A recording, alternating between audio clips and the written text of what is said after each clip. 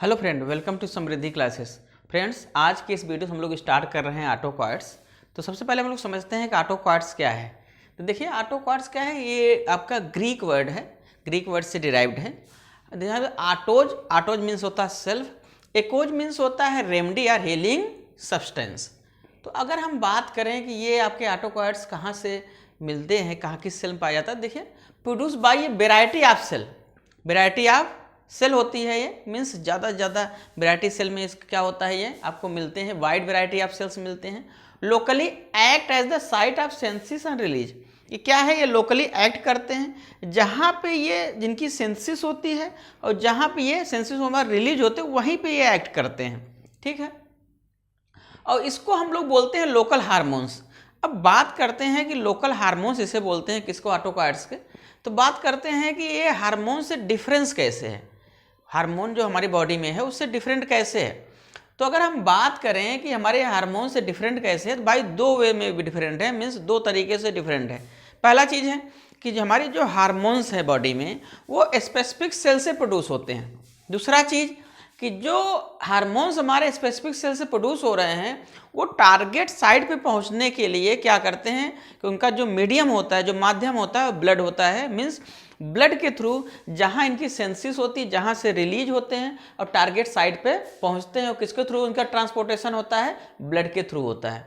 तो हमने बताया कि ऑटोक्वाड्स इसे लोकल हार्मोन्स बोलते हैं।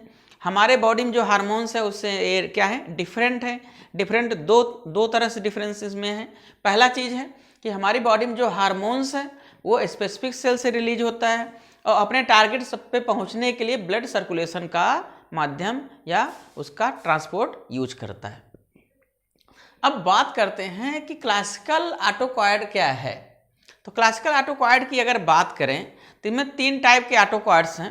पहला है एमीन ऑटोक्वाड्स, दूसरा है लिपिड डेरिवेटिव, तीसरा है पेप्टाइड।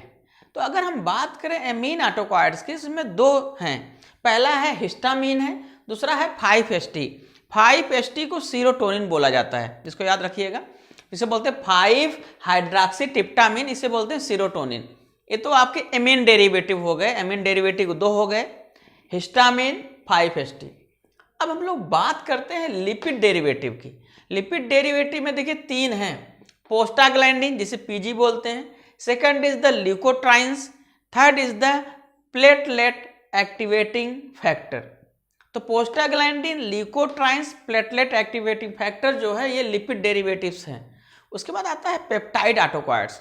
पेप्टाइड ऑटोक्वाड्स में आपका कौन सा है, प्लाज्मा काइनिन है, जिसमें ब्रेडिकाइनिन हो गया।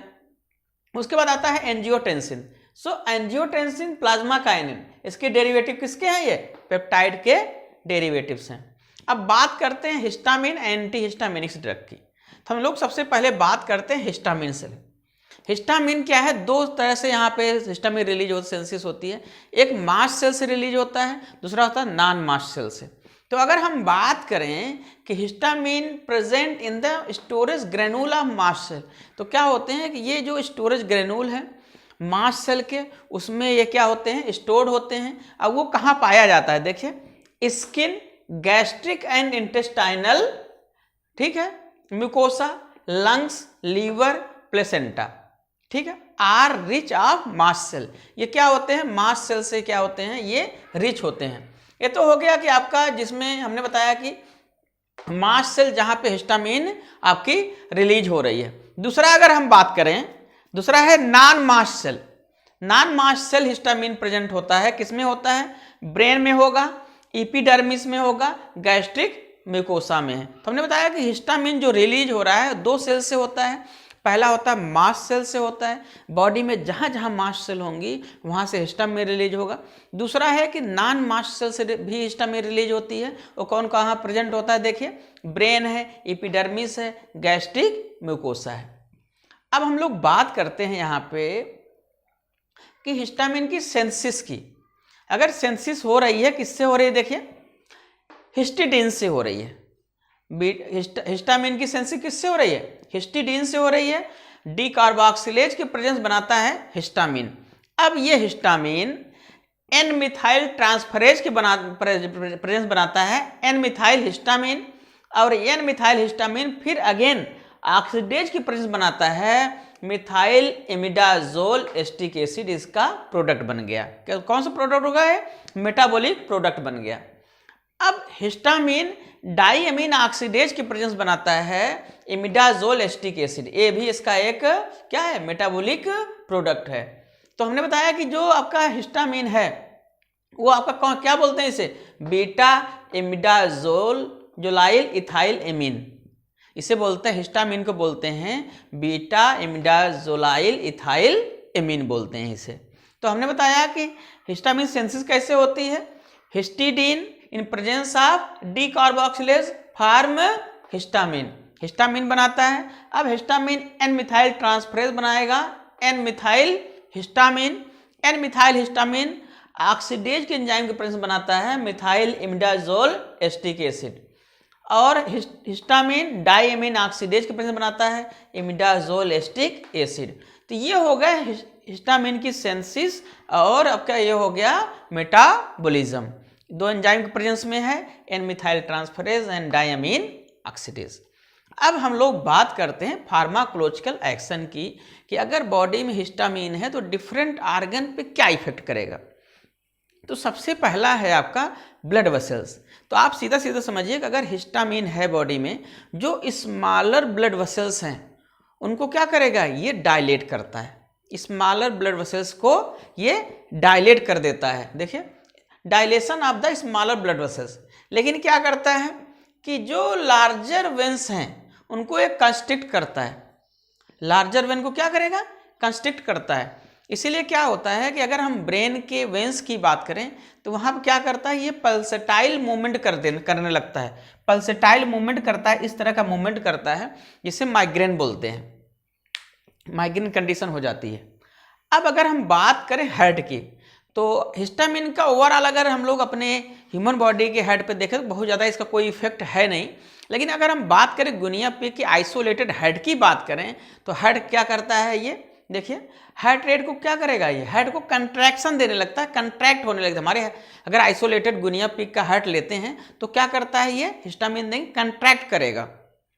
अगर हम बात करें विसरल स्मूथ मसल के, अगर विसरल स्मूथ मसल की बात करें तो हम लोग बात करते हैं, अगर ब्रांकियल मसल की बात करें तो ब्रांकियल मसल को हिस्टामिन कंस्ट्रिक्ट करता है।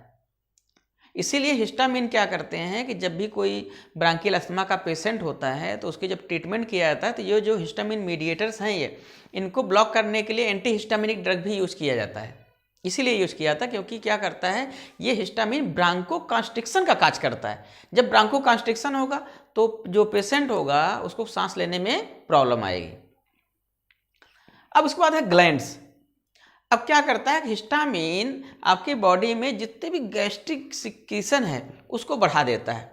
अब ये गैस्ट्रिक सिक्रीशन किसके थ्रू बढ़ाता है? साइक्लिक एएमपी के थ्रू बढ़ा देता है। साइक्लिक एएमपी के लेवल को बढ़ा देगा। साइक्लिक एएमपी का लेवल जैसे बढ़ेगा बॉडी में क्या होगा? गैस्ट्रिक सिक्रीशन बढ़ जाएगा। उसके बाद आता है सेंसरी नर्व एंडिंग।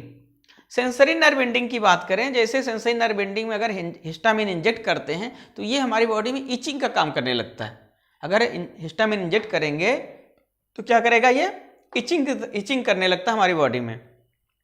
अगर हम बात करें सेंट्रल नर्वस सिस्टम की, तो सेंट्रल नर्वस सिस्टम में क्या होता है कि ये ब्लड ब्रेन बैरियर को क्रॉस नहीं करता है।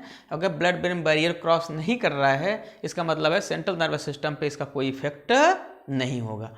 तो आज हम लोगों ने देखा कि ऑटोकॉइड्स क्या होते हैं, कितने डेरिवेटिव्स हैं, ठीक है।